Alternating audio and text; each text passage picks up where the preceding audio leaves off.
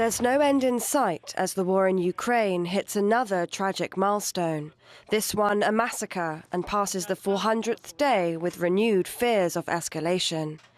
Belarusian leader Alexander Lukashenko calls for a truce while welcoming the deployment of Russian tactical nuclear weapons, an alleged act of deterrence against perceived Western threats. I've strongly activated talks with Russian President Putin about the return of nuclear weapons to Belarus. There is a lot of talk about counter-offensive of the armed forces of Ukraine. In my opinion, this is extremely dangerous and lead to an irreversible escalation of the conflict.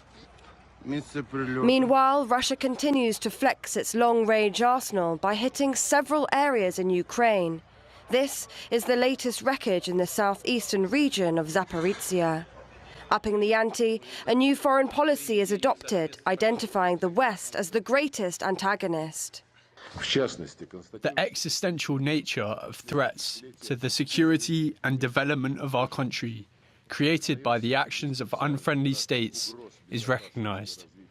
The United States is directly named as the main initiator and conductor of the anti-Russian line and, in general, the policy of the West.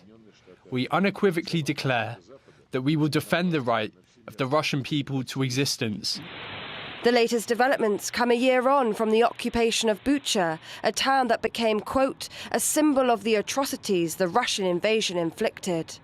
When Ukrainian troops recaptured it, they returned to these horrific scenes. Acts President Zelensky reiterates Ukraine would never forgive or forget.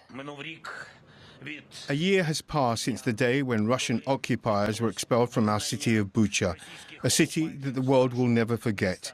Ukrainian people, you stopped the greatest anti-human force of our time. Why Russia kills? Why Russia mocks, tortures and terrorizes? It seeks to destroy the dignity of people, and this will never be the case in Ukraine.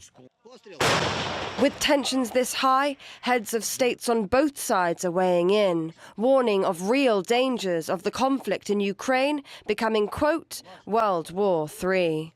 Shadia Edwards Dashti, TRT World.